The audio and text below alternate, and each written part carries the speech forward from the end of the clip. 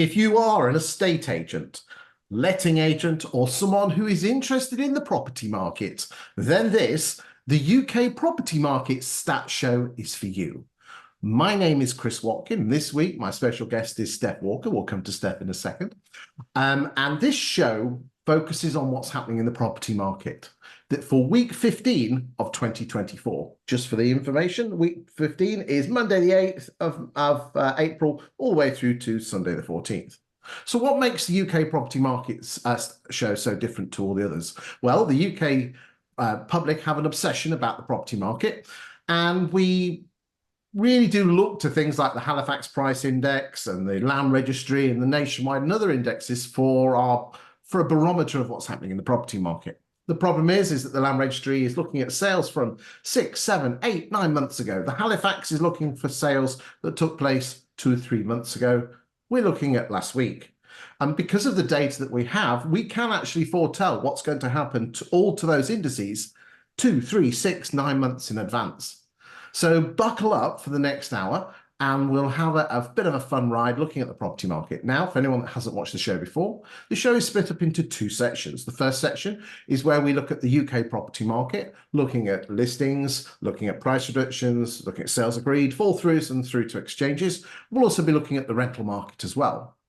The second half is where we focus on a town or a city and really deep dive into that city or town's property market and look at how the estate agents are performing. And this week, it's on Sheffield.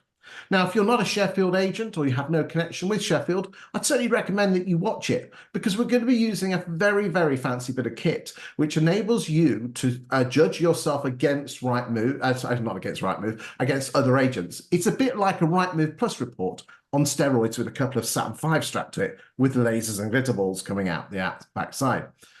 It is absolutely fantastic. So if you are an agent that's finding it really tough to prove that you are worth your higher fee, or that other agents are overvaluing, this bit of kit that I'm going to show you could actually answer and solve some of those problems and give an independent point of view of that other agents are overvaluing, or they're not selling as many houses as you, or in essence, not as awesome as you. Anyway, less of that. Let's introduce you to Steph Walker. Steph Walker is El Boss Supremo. She called a spade an effing shovel. That's a technical term. One of the most straight-talking estate agents you will ever met. Steph has an excellent background in estate agency. As I said, her current role is that she's a co-founder of the Agency UK, which is a large self-employed estate agency network around the UK. And before that, she was big in the game at Purple Bricks. Steph, thanks for joining us today. Thanks for having me. I've got some big shoes to fill. You've had some brilliant people in my virtual chair before me. Well, we were talking a couple of months ago, and I didn't realise that you were such a statty geek as myself. And I said, let's get you on the show. So this is your first time, and I'm sure it won't be the last time on the show. So anyway, let's deep dive and let's go and have a look at the UK property market stats for this week. Here we go.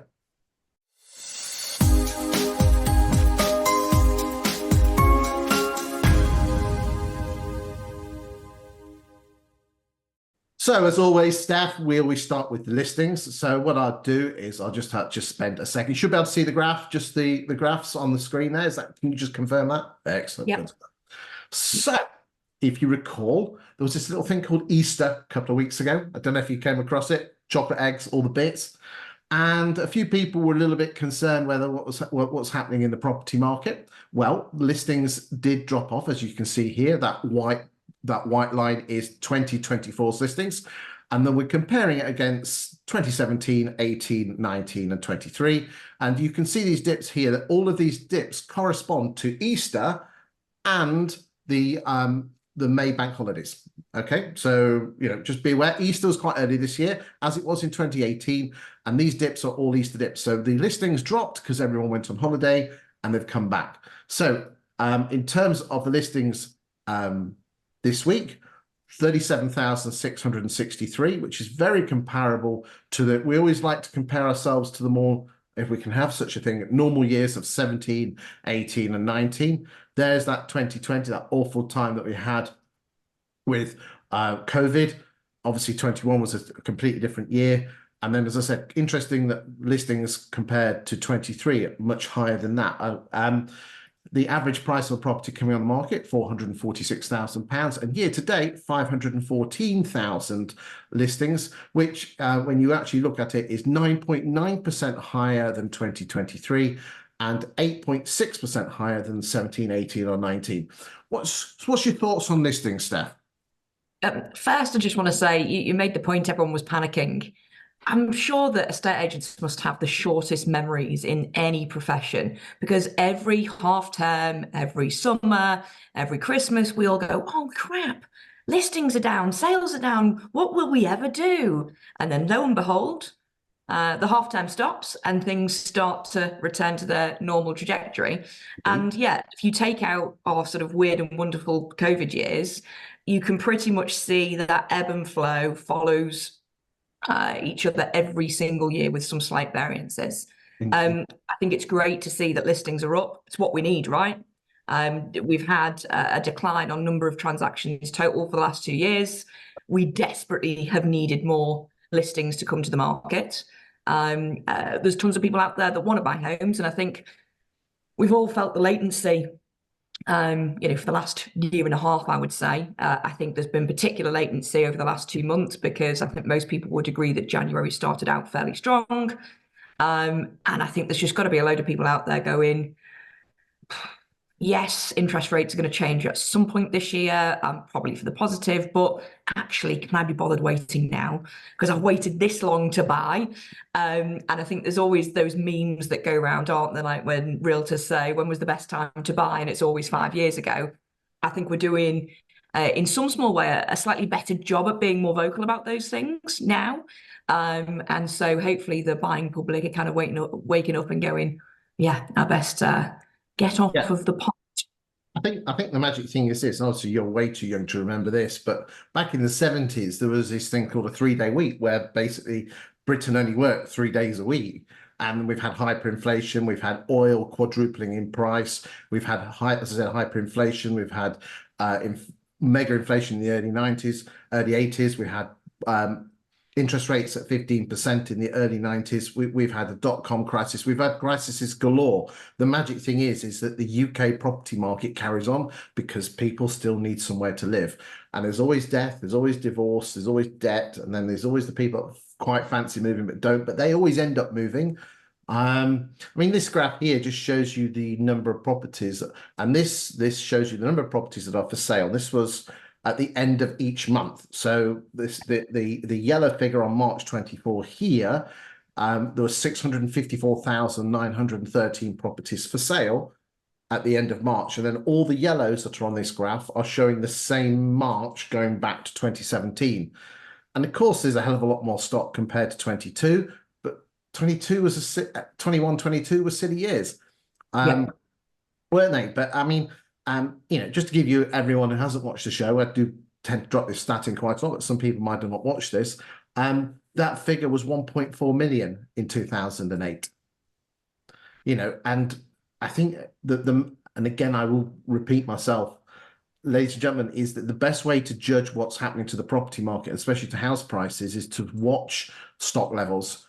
So go to Rightmove, do a search on everything that's available, then click the sold subject to contract, tick, that adds on the solds, so you can take one off the other, which gives you the actual solds figures. So just look at the available stock, look at the sales stock, match that, track it, and also do a ratio of the two. Just track that number on a monthly basis, not on a weekly basis, on a monthly basis, and that will give you a flavour of what's happening to the property market in terms of the percentage of properties sold and also the stock levels as well. And that is a fantastic way. So just keep an eye on that. It's a bit like a Goldilocks. It can't be too low. I mean, look at this. It was down at 420. Well, that's what I'm saying. You said there that people will always want to need to move home for a variety of reasons or whims. And so I think people have sort of forgotten that we are still in a low inventory market because we're playing catch up. So just because the figures are similar to March 2019, look at all those properties that we've missed not coming to the market. So it still is low inventory because all of those people with whims or reasons to move haven't yet been able to do so because of that lack of inventory. Indeed, and there's a lot of what I'm hearing anecdotally is that there's a lot of people moving down market. You'll be amazed the stats that show the number of people who own a house with more than two or more spare bedrooms, mind-blowing. And I think this realization with inflation that's hit the general economy in the last few years, people have realized that they're actually at the downside. So there's been a lot more bigger houses coming on the market, and we'll show you some I stats. also think, though, that, when we had that rush post-COVID of everybody going to the market, that wouldn't have been your downsizes in the main, because they had the room, they're kind of all right, and probably sat back and waited. The people that rushed to market then were the people that were like, get me out of this hellhole that I've been living in for the last 3 months. So I think that will have added to that as well. Bang on, bang on. Right, let's move on and let's look at price changes. And this week we're on 21,000 price changes, which as a percentage of properties on the market, compare number of price reductions versus number of properties presently for sale, that is, we are reducing on a monthly basis 1 in 6.95 homes, which doesn't sound an awful lot, especially if there's a lot of agents overvaluing, and there is still a lot of overvaluing out there. Why do you think estate agents overvalue? Or is there some of the responsibility at the doorstep of the vendor? Who's at fault? So I don't want to make this a sort of self-promotion little spiel I'm going to do here, but I do think that the system that conventional agents have to follow is not akin to best advice in a lot of circumstances. So we all know that the transaction is broken up into these points, point A being the lister going to the property, and the vast majority of times is going to be commission-based to get the most amount of listings. That for me is just fundamentally wrong. The person that sits in with the client in that living room has to be the person that has the responsibility to get them to moving day. And because they don't have the responsibility, I think it's human nature that you will bend a little. You will listen to what the seller wants. And I also think probably what we're seeing is that there's been quite a lot of people leave the industry over the last couple of years since COVID. Our movement is probably small, although there's been a good raft of people join the self-employed movement. So you've probably got lots of less experienced people doing some of these roles. That's not their fault, but again, they're plugged into this system that works a certain way. And they perhaps haven't seen markets like this, which is a more normal market, and probably just aren't equipped with the correct conversational pieces to go in there and be firm and be strong. And I think there's this misconception, I believe, that clients hate estate agents, and rightly in a small number of cases, but probably wrongly in the vast majority. But they seem to, because we're so obsessed with talking about property in the UK, they seem to believe that their opinion sort of has a little bit of merit. And that sounds a bit scathing, but at the end of the day, I don't go to somebody else's place of work and tell them how to do their job. We need to become way more confident. But I think this is why shows like this are so important. I hope that lots of younger or newer negotiators, people stepping into those listing roles, get to see shows like this so that they go, right, here's some real cold, hard facts that, yes, we can all interpret in our own way. But that's going to give me a little bit more credence behind the argument to my price versus somebody else's. But I also think the UK public is massively uneducated about what being on the market is and what selling a home is. And some of them are kind of just put up with sitting there waiting for a buyer to come along. And don't get me wrong, at some point you're going to sell, but I think we all need to sit up and realise, how do we create this really wonderful experience that brings that customer back to me in 7 years, 14 years, whenever it might be? And currently the status quo is not delivering that type of experience. And again, a lot of people who are employed, they will actually say, well, I can't even see beyond me working here in a year's time, let alone 10 or 15 years time. But isn't it fascinating that only 1 in 8 people go back to the original agent they bought off? And here's an interesting stat, ladies and gentlemen, is that over 50% of the houses that have sold in the last year, the homeowner's only been in the house 6 years and 11 weeks or less. Isn't that, so there's almost like a 2-tier market, ladies and gentlemen. There is the starter homes where people jump around for about every 3, 4, 5, 6 years. there's a sweet spot between, because I looked at 4,000 transactions, myself and the team, and we actually matched the month and year of moving and the month and year of moving again. And there's a sweet spot between year 3, about 3.5 and 5.5, where a lot of people move. And it tends to be the lower end, the starter homes and the middle markets. And then when people get to their mid-late 40s, they tend to stop still. Now, wife and I, we're looking to move, and I think we've been in our house over 25 years, so we're going to do it the other end, but we're a bit strange. But so what I would say, ladies, valuers, and watching this is when someone moves into a house, especially if it's at the lower end in terms of the step ladder, keep in contact with them, and because you'll be amazed, you'll get the listing back. All being well, you should get the listing back. Now this is you said some interesting stats. So again, now, what I've just done now, and I'm not going to mention any names, Steph, because it would be very naughty for me to do so, but out of all the properties that have left estate agents' books in the last year, the average number of properties that an agent in the UK has actually exchanged and completed on, i.e. they've been sold, is 52.2%, okay? So for every 100 houses that have left estate agents' books, and a property can only leave an estate agent's books if she either exchanges or she withdraws, then 52.2 is the UK average. But this is particularly interesting. Okay, so I'm going to look in the top 30 estate agents, and I'm going to mention estate agents who are self-employed and not employed. So one agent is 57.7. So that so the UK average is 52. I'm not going to mention names, but these are the agents who basically take the sale from start to finish, right? This particular agent, 57.7, another agent, 60.4, another agent, 62.9. Let's just keep going down the list. Again, I'm not going to mention names. Another one, 62.54, another one, 56. And I've just done, and there's another one. There's another 52.2, and that's and then finally 57.9. So therefore, what I've just done there is I've mentioned 8 or 9 in the top 50 who are self-employed or owner-operators, like a franchise, and their exchange ratio is a hell of a lot more than the national average. So that just shows when you take personal responsibility from listing the property, doing the viewings, doing the offers, and getting it all the way through, in the top 50 agents, your exchange ratio to listings is a hell of a lot higher, and there's got to be a link there, hasn't there? Ultimately, I mean, there's so many reasons, and again, I'm not going to turn this into a self-promotion piece, but what you've got to think is if that agent has skin in the game, and I mean real skin in the game, because potentially you're not paying your mortgage, you're not putting gas in the car, you're not feeding your wife and kids. That was quite sexist of me, or your husband. Or husband, or whatever partner.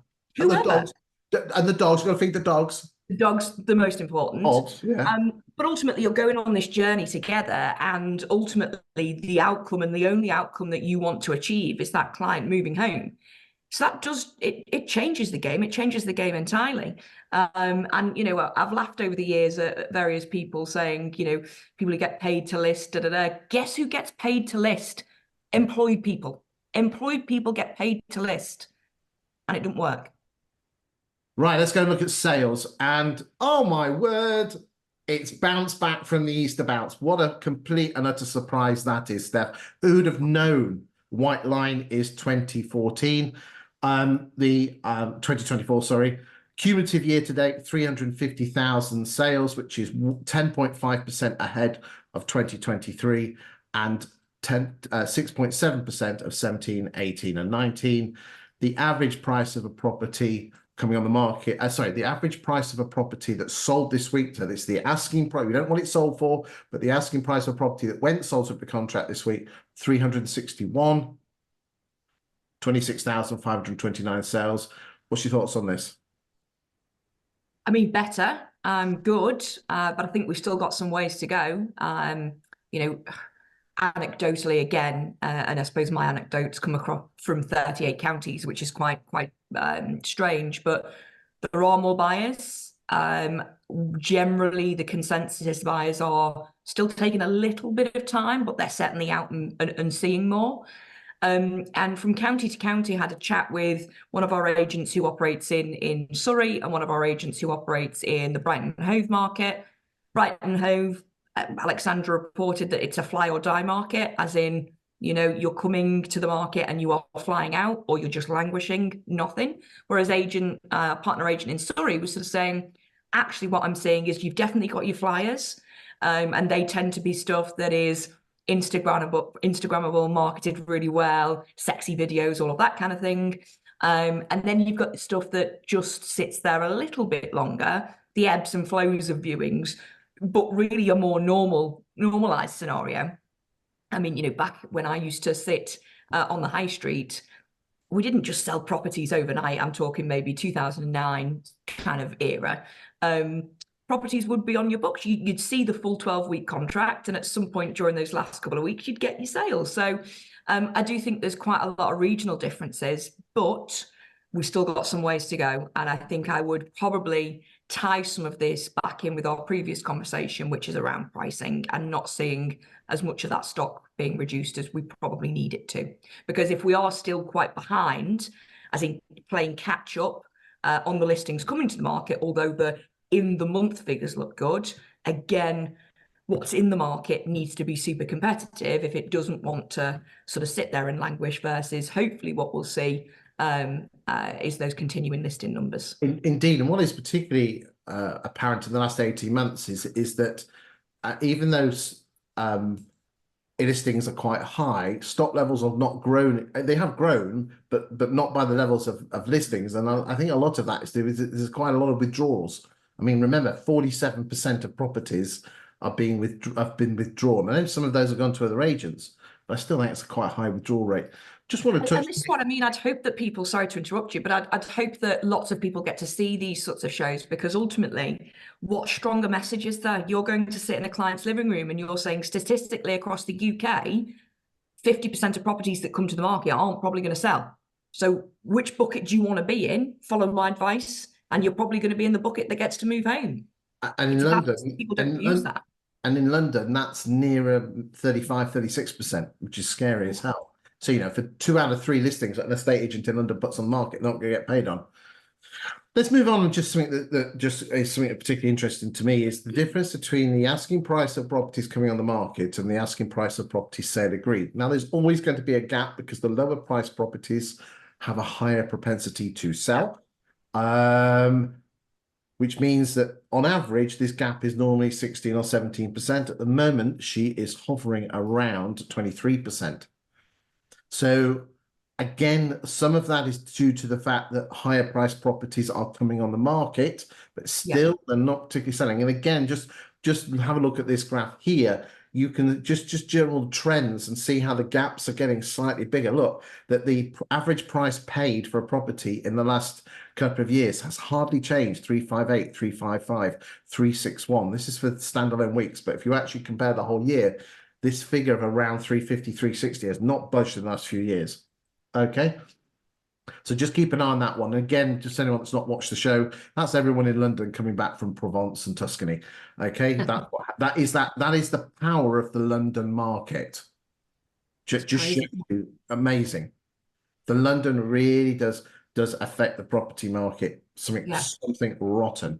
Okay, let's move on and look at fall throughs. So we've had a slight jump in fall throughs this week compared to last week, but again, you were always going to get that from a bank holiday because people are on holiday. So the number of fall throughs this week was 5,747, which is a fall through rate of 21.66%.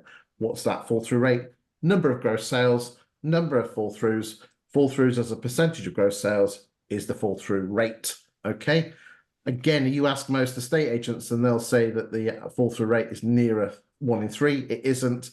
The 7-year average is 24. And as I said, if you look at the percentage, that's the red line. Ignore the Christmas spikes. They always spike up because the numbers are so low.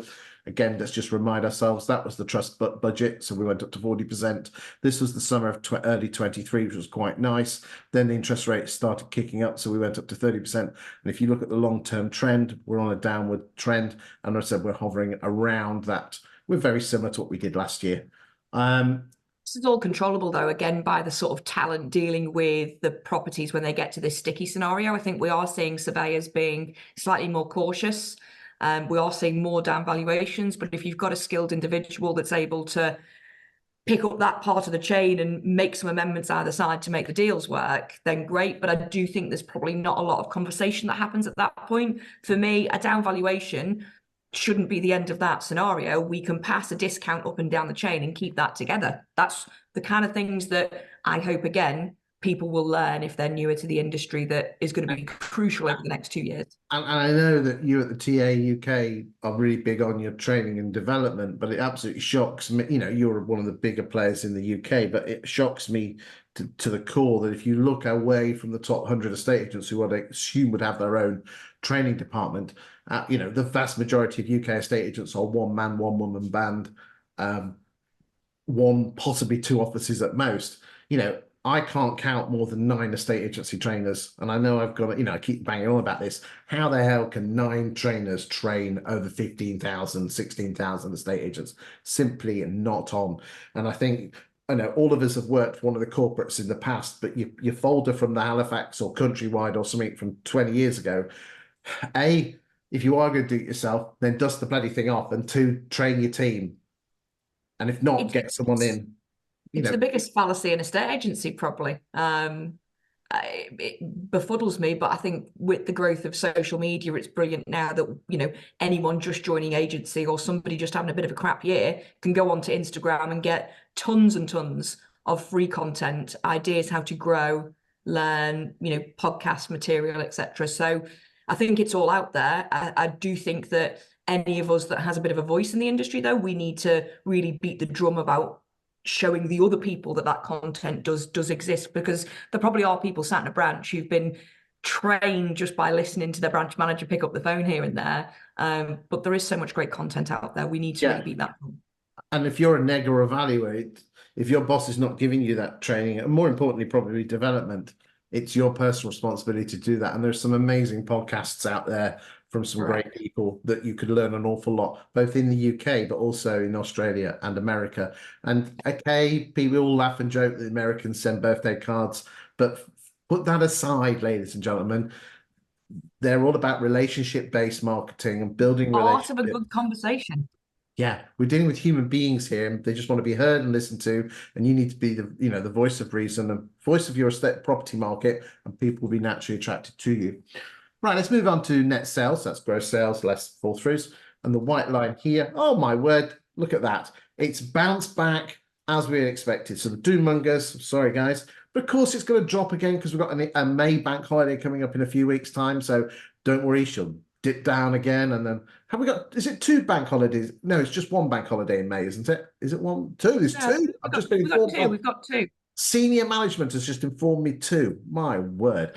Right. So the white line. You know, it's funny actually. So I looked at there's the dip in sales, dip in listings, and it's always around that sort of 2nd, 3rd week of May. But there were bigger dips in 18 and 19. So I thought, you know what, I'm going to Google what happened then. And the only things I could find was in 2018, week 19 of the year, Harry and Meghan got married. So quite clearly, we all went on the piss that week, watched the royal wedding, and I think it was quite sunny, the weather. So there we go.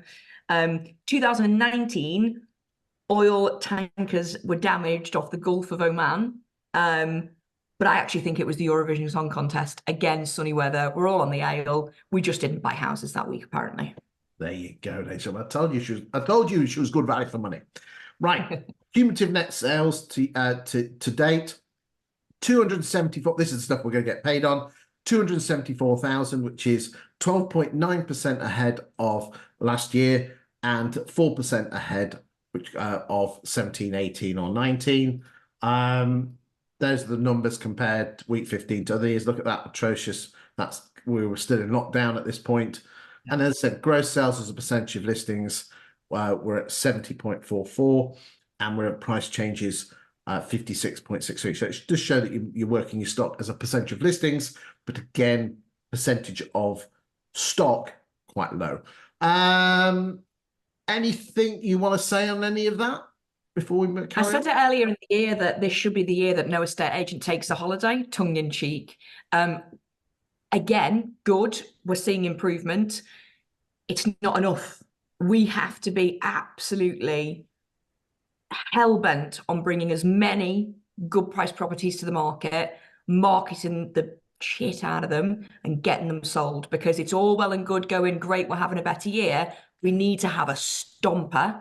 And most estate agency businesses need a stomper if you're going to survive the next 12 months. So this is cancel your holiday, cancel it, don't go anywhere, knock some doors. Oh, but we don't like rejection, Steph, so we're not doing that. They might shout at us. Right, we've already looked at the number of properties for sale, but what we've actually done here is split that down into the different regions. And again, what I would say, ladies and gentlemen, is this: if you can't necessarily see that graph particularly well, all of these charts are available to download on. If you go to YouTube, in the written description, scroll down to the bottom, little link there saying these are the graphs. You can download them.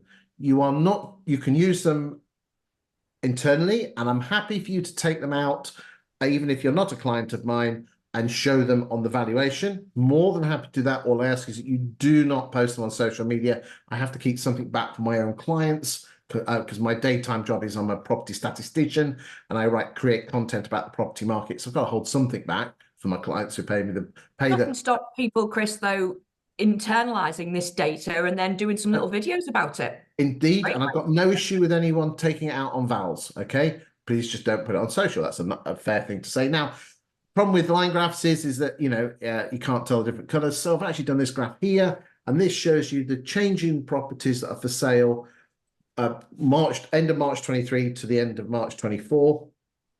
And you can see there's quite a bit of regional difference. So in outer London and inner London, there's 3.8% more, but there are other areas like the southwest where there's 19.1% more. So it just shows you the different regions, as what Steph said earlier on, because she's got a countrywide network of agents. Just shows you what's happening differently in the different regions.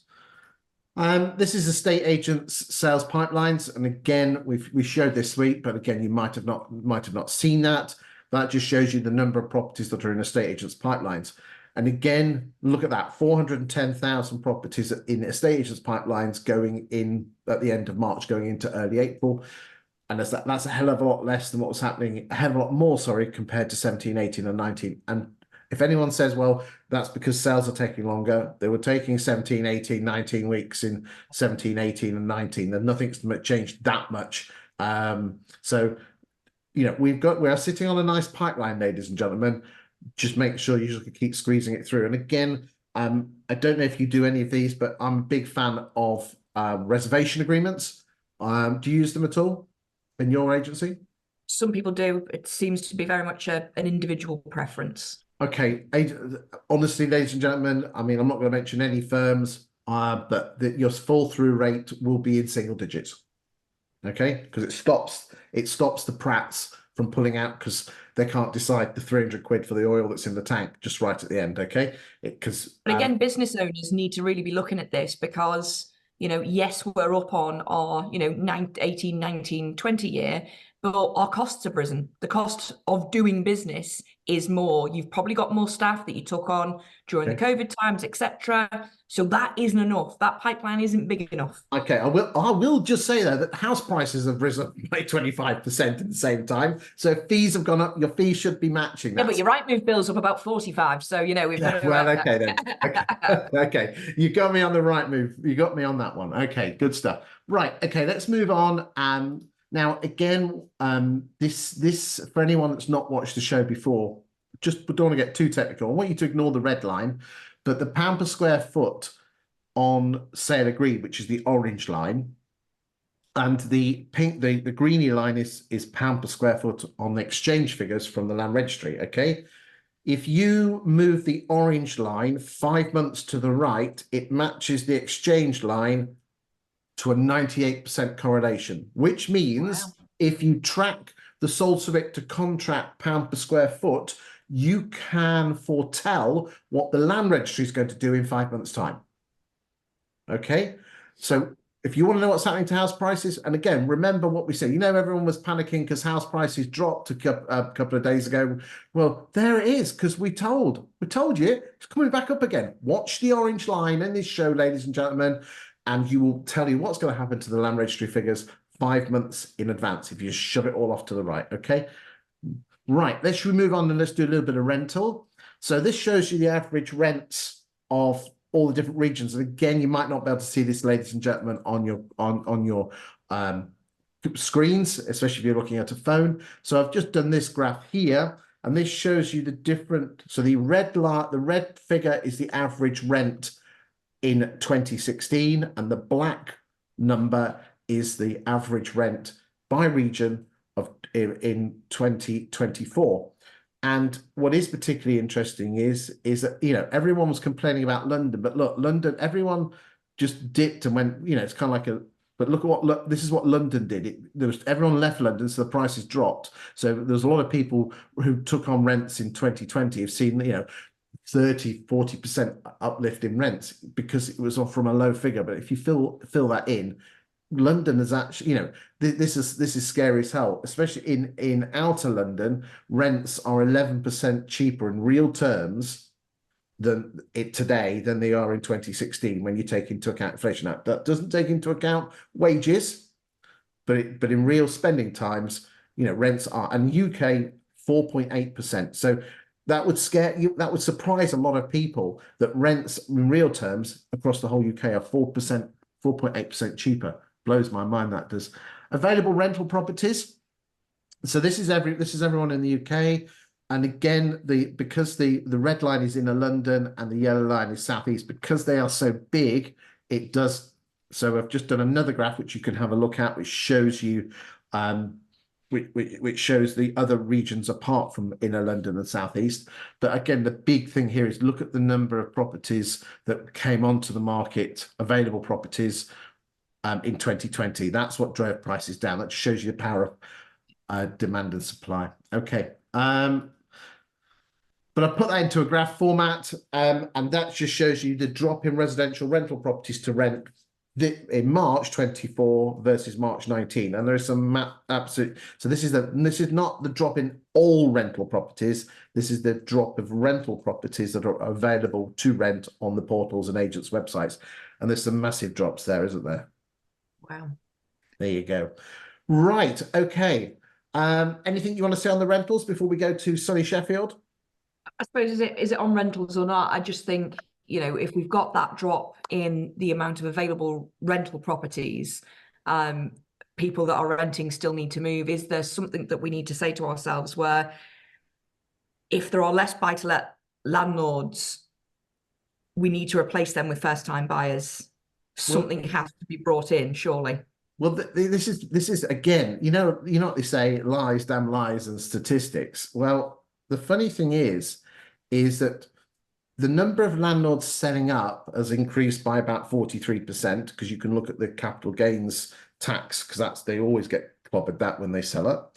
So that's increased by 43% compared to pre-COVID levels. Okay.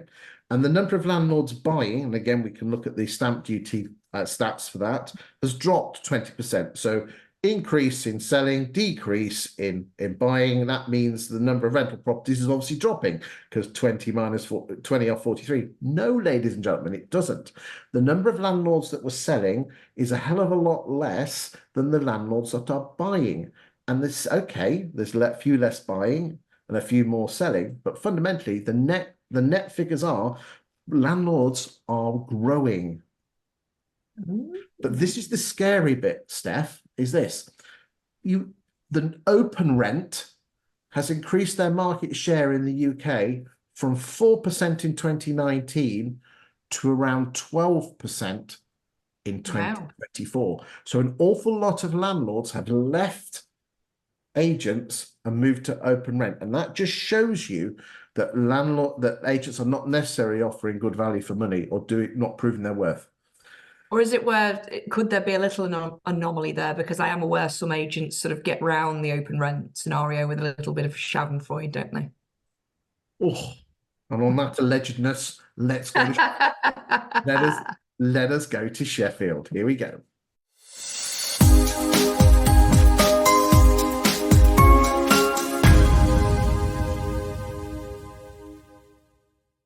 So, ladies and gentlemen, we are going to today be using a piece of kit called Insights. It's from the firm 20EA.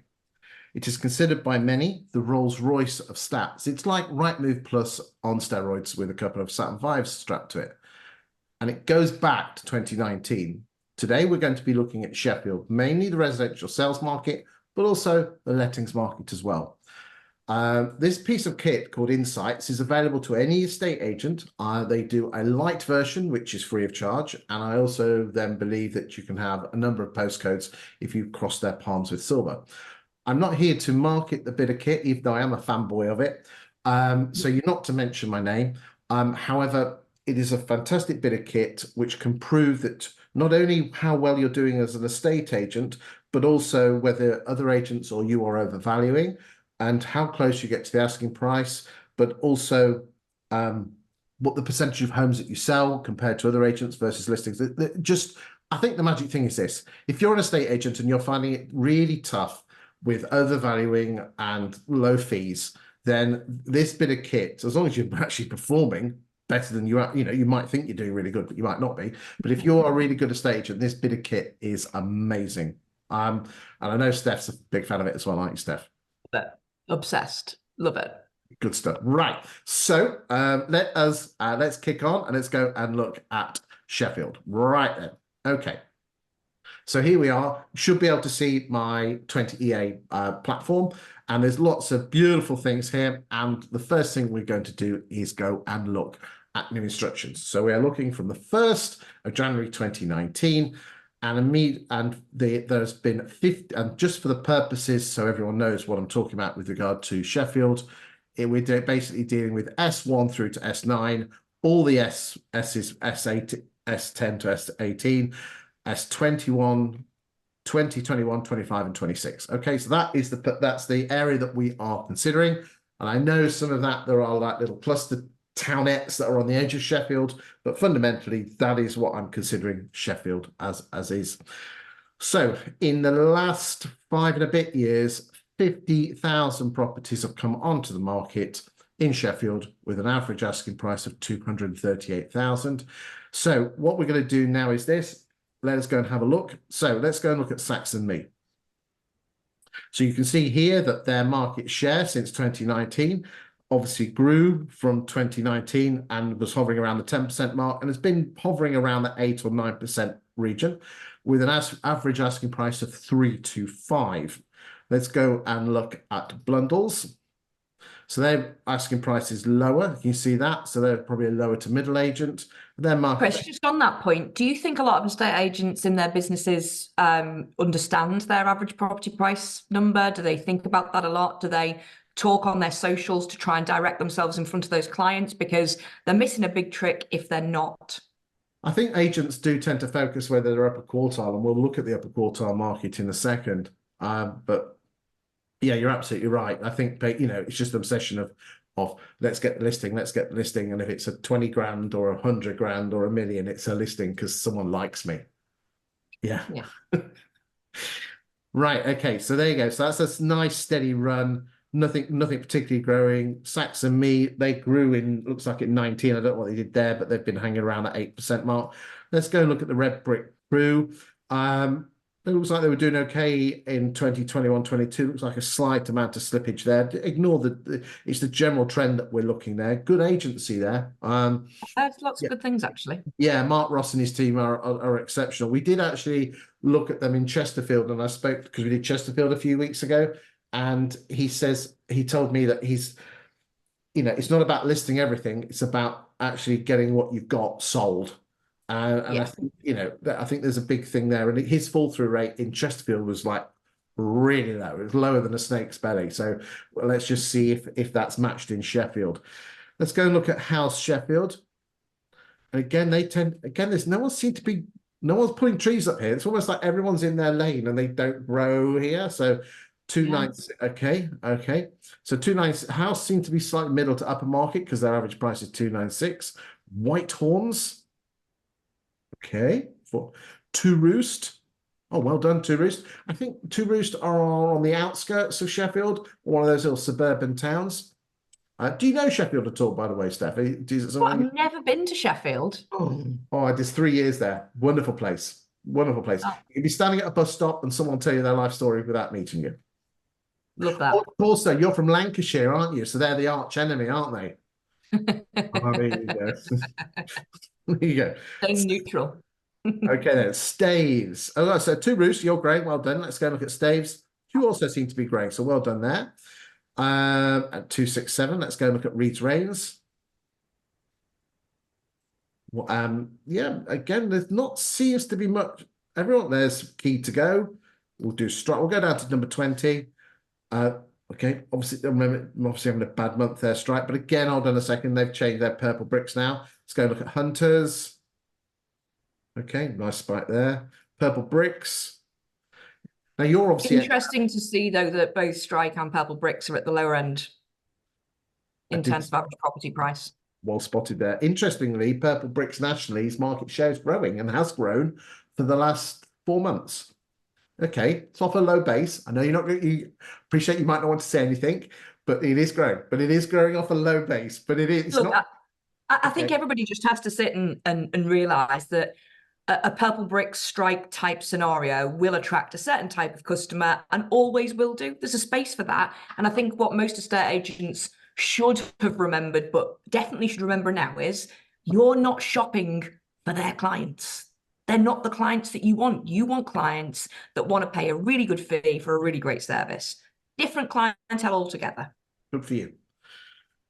William H. Brown, part of the Connell Sequence Group. I would say, again, pretty steady there. Spencer's, 347. Yeah, okay. Morfitt Smith, 203. Steady as she goes. Eden, Lockwood, and Riddle, they're really old school. They have been around since the 1800s. Nice average property price, though. Oh, yeah. So that looks like they're going to be in the posh range. Yopa, okay, not bad, guys. Yeah, in fact, actually, that's decent. That's a decent amount of growth. Well done, Yopa. Nice. Yeah.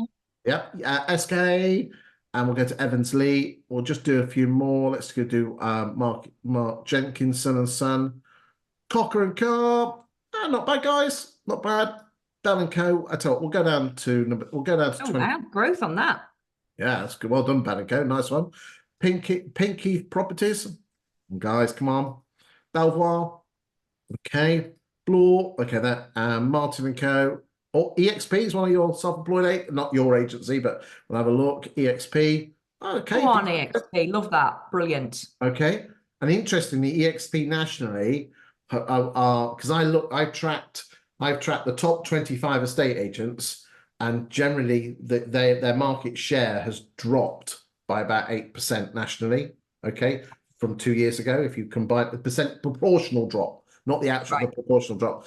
And but there are 2 or 3 in there that have really shook up the trees. And one of them's EXP, and the other one's Foxtons. Yeah, and the other one that's Treadwell and big but not dropped. The Connell Sequence Group have actually grown, not much, but they have grown. So just watch them out, and then just finally, there you go, Blenheim Park Estates. Okay, right. Ooh, wow, hold on a second. There's big numbers there, 734. So let's on there. I don't know. Well, let's go and have a look. So let's go look at either the upper quartile or the upper quintile, which is the top 25%. So we're looking for around 10,000. Let's go. There we go.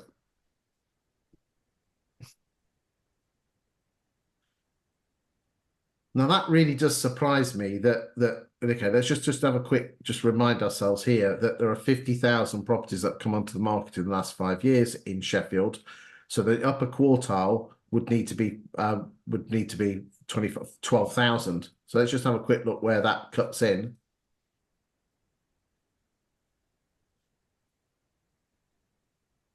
Okay. Wow. Wow. So the upper quartile in Sheffield starts at £300,000. Okay. I tell you what I'm going to do is this. I'm going to go 500,000. Okay. I just feel a lot more comfortable upper quartile. Yeah. Right. Here we go. Saks and Me. Okay. Let's just see what their market share has been doing. Red Bricks, Eden, Lockwood and Riddle, House, Whitehall. Yeah, I mean, if you're selling in that range, you're going to Saxton Me all day long, aren't you? Again, as I said, let's just hold the horses, Steph. Hold those horses. It's not all about listings. Remember what you said Very earlier on in the true. conversation, man. Very true. Okay, yeah, okay. What do you know? Oh, these estate agents, know what they're like. Right then, okay. Just to have a quick look at stock levels, ladies and gentlemen, just for Sheffield. And we're going to look at the best thing is whole month. So we'll go and look at the last figures for March. So the number of properties for sale in Sheffield at the end of March, 3,477.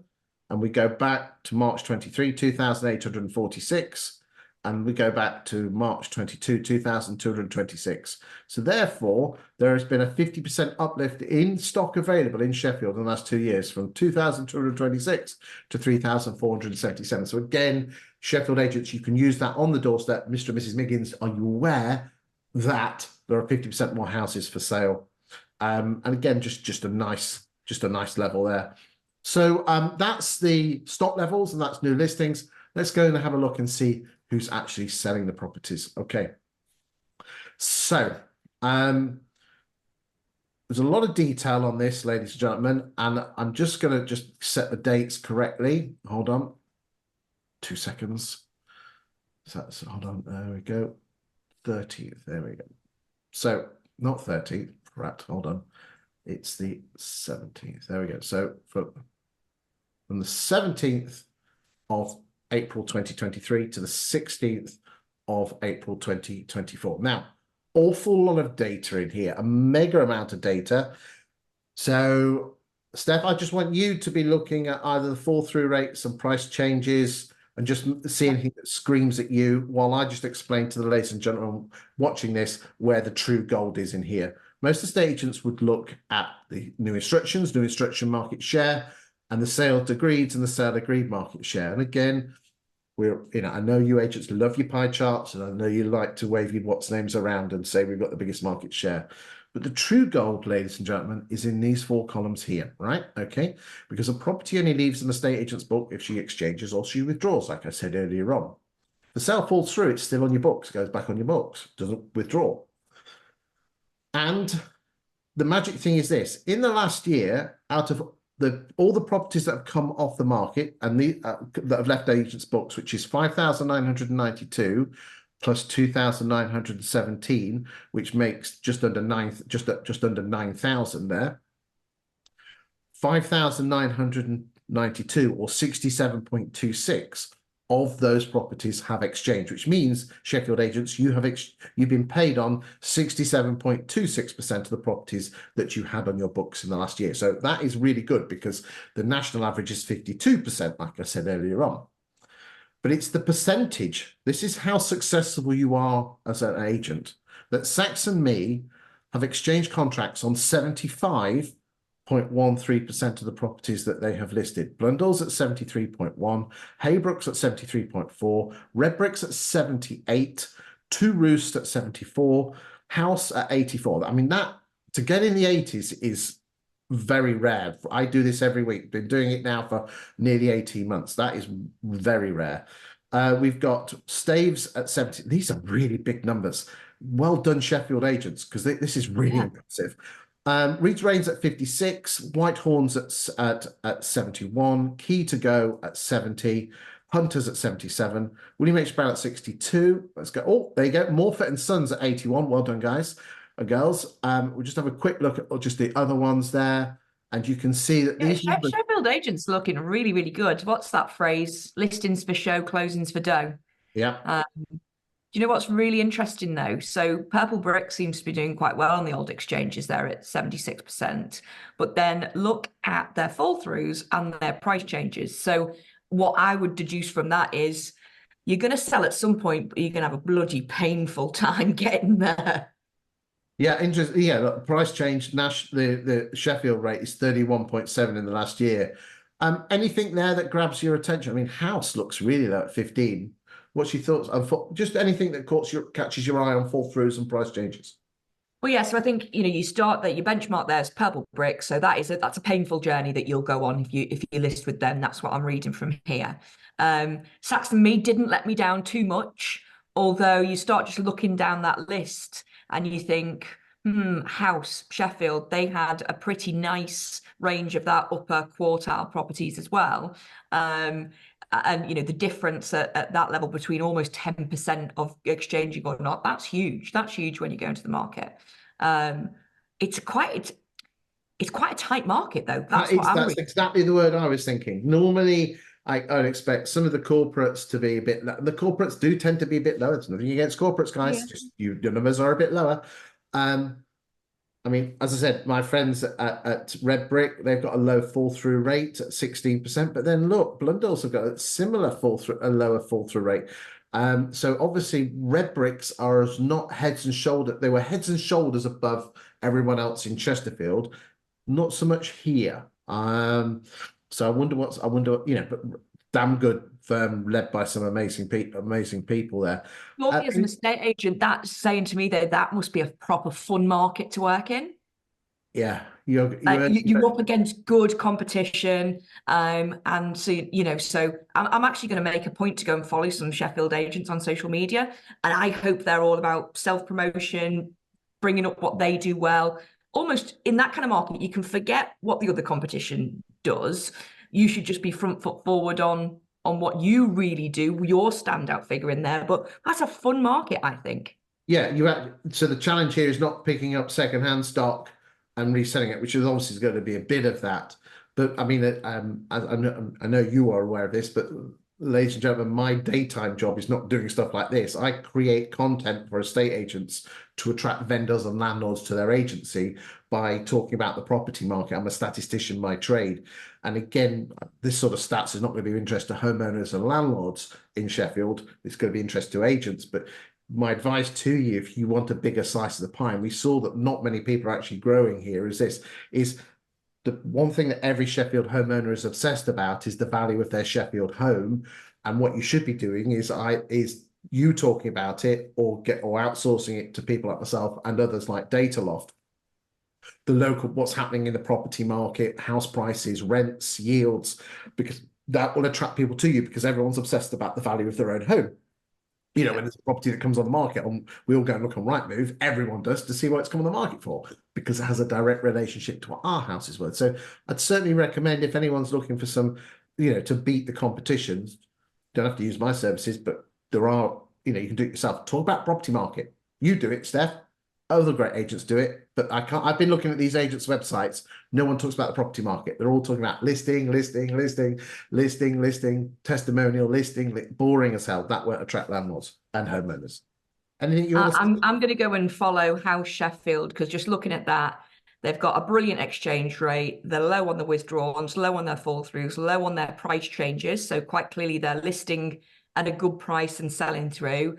I reckon they're a sexy looking brand. I reckon they charge high fees.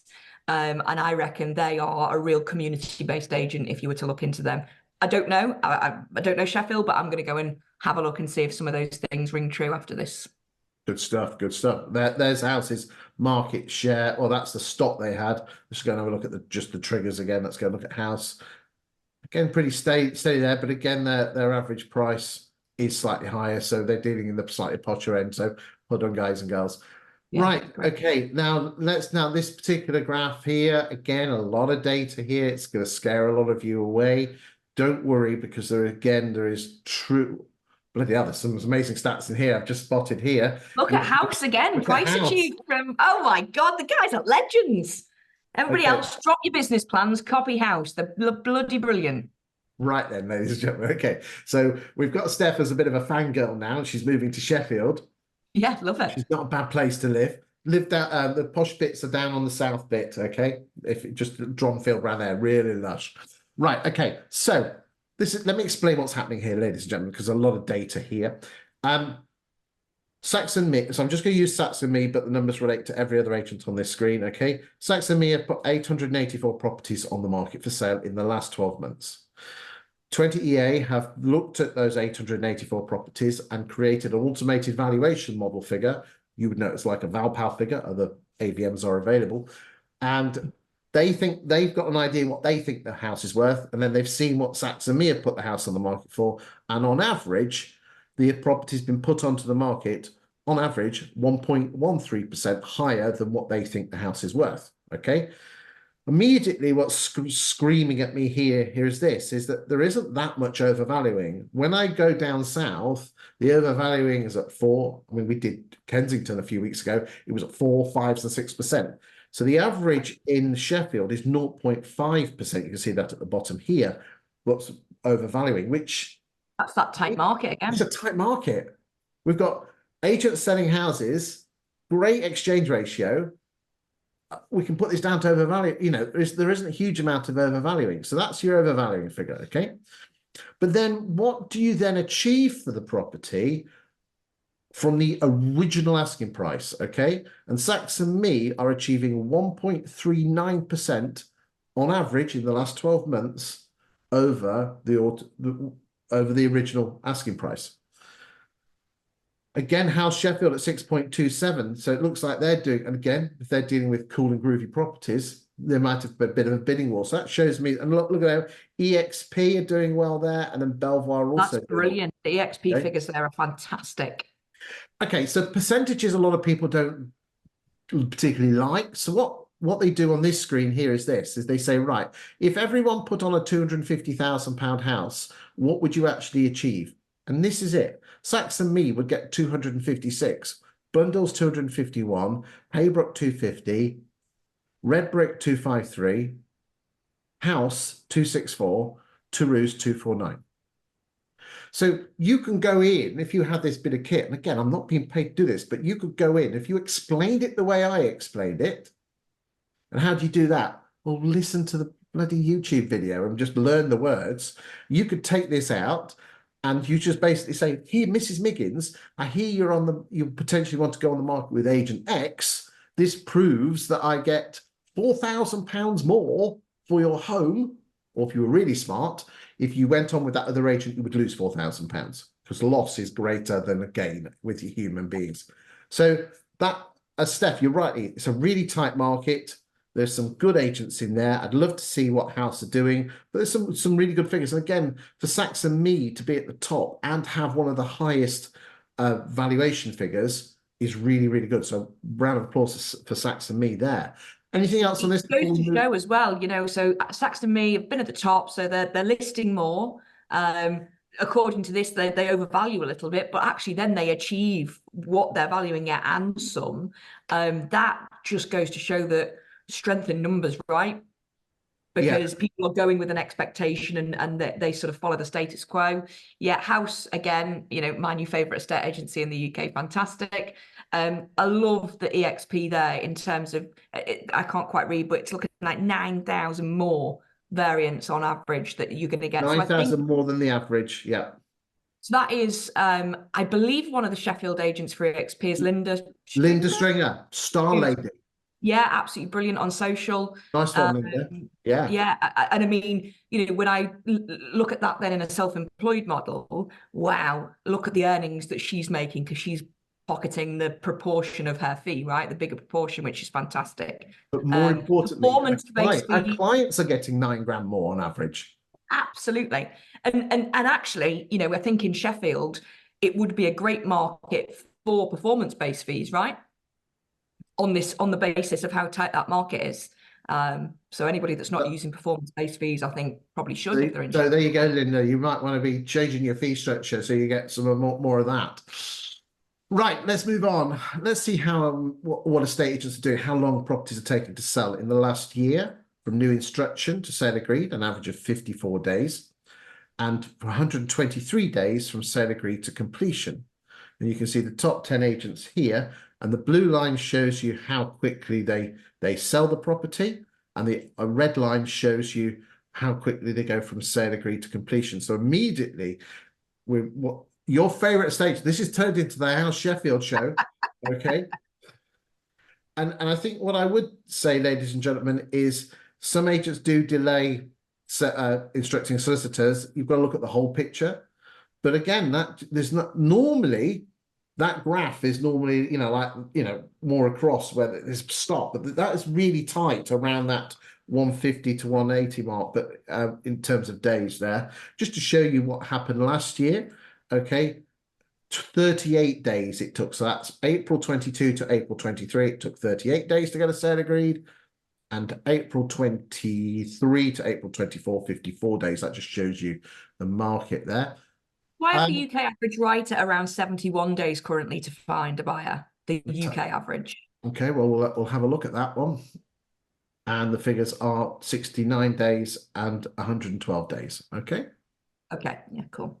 Okay. And it just shows you here, look, EXP, one of the quickest movers there. So again, just shouting out there for you guys and girls out there. Right. Okay. So this is a lot more, this is really geeky stuff here. This shows you the number of new instructions on a month by month basis, and it shows you the sale agreed numbers. And again, this tracks you the average asking price of a property selling and the average asking price of a property coming on the market. And there's always going to be a bit of a gap. By judging it, you can see what's happening. And again, if you're really geeky into your numbers, let's just have a quick look. Out of the sale agreed. So going into March, 1st of March, there was 2,899 properties that were sold subject to contract in estate agents' pipelines, of which 917 went exchange contracts. So therefore, looks like we're having a rotation of your sale agreeds of around late 20s, early 30s, which is not bad at all. Okay, there's your fall through percentages. And again, at 23, what we said before. And this just shows you the proportion of hybrid agents. And that's just showing here that the hybrid agents are dropping. But again, some of that is going to be purple bricks, because that's in terms of what's classified as a hybrid agent. It's the online agents and the self-employed agents all put together. So that's showing you that drop there. Okay, finally, we're going to go and look at lettings. And immediately, the thing that screams at me is the number of new instructions in October and November. Sheffield is a university city, so it's going to have that massive, massive jump. Let's just have a quick look at March. So the number of properties coming on the market in March 24, 944, 774 last year, the year before, 856. So that is in terms of numbers, that is quite stable. There's a lot of places in the UK where it's dropped off the face of the earth. So that's telling me that whilst there is a drop in rental properties, it's not as stark as it is in other parts of the country. Let's just have a quick look at the agents concerned and just see what's happening. So let's go open rent. And you can see here that open rent in Sheffield have gone from around 7 or 8% to around 15%, 16%. So that's particularly interesting. Let's go and look at Blundell's new instructions. Again, a lot of these instructions are going to be recycled properties, but it gives you a flavour of where you are in the marketplace and what sort of stock levels you've got. Again, there you go.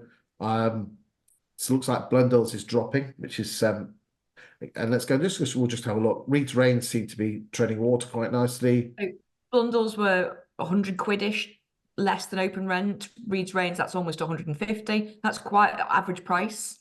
So is that landlords having more control just to bump prices up, or is it that actually direct to landlord is something that tenants are interested in? I'm not sure really. Don't know.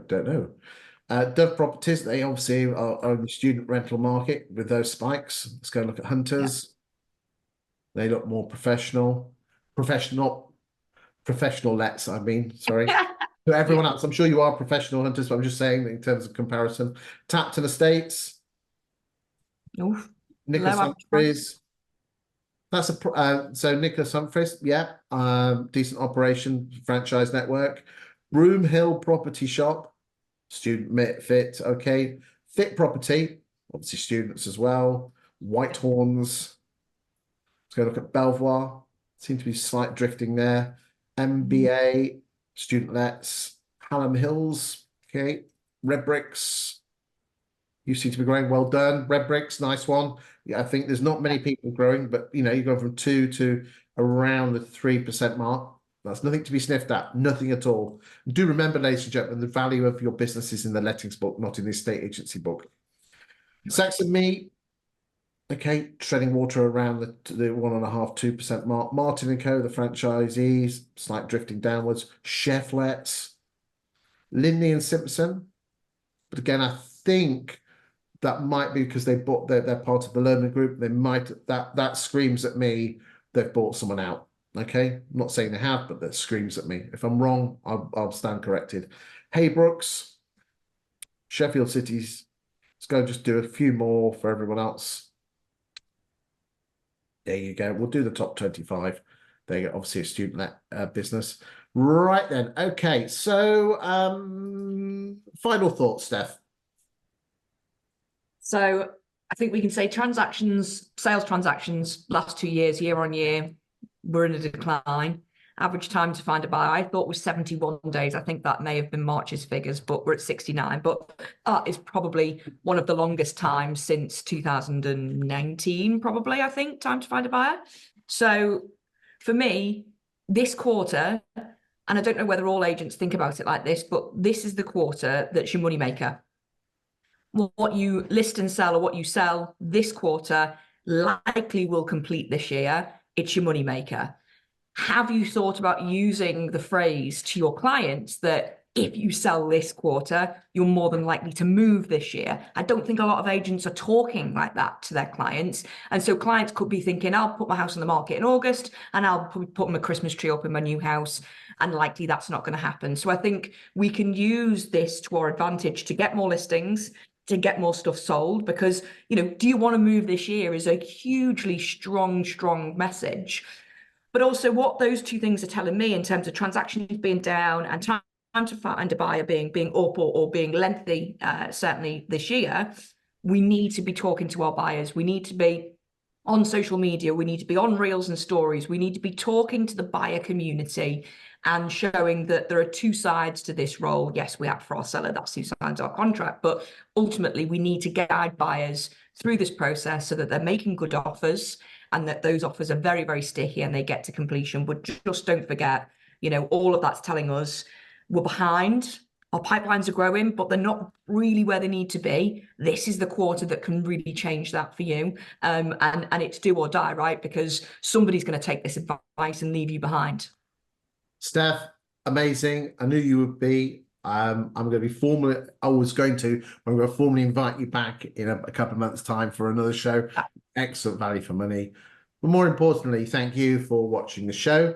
Thank you for the kind notes. Also, if you've got any constructive feedback or any locations that you want me to look at, either send me a private DM or put the comments in the YouTube comments.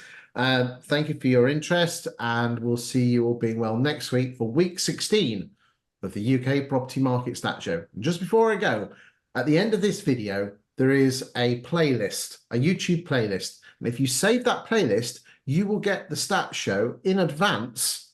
If you look at that link, you will get that in advance, probably on a Thursday afternoon, Thursday evening, if you save that, because it doesn't formally get launched until Friday morning, but it's always on the playlist. So if you're a bit of a stat geek and you want it in advance, then do check out that link. Steph, thanks very much for your time. Amazing as always. And we'll see you soon. Thanks very much.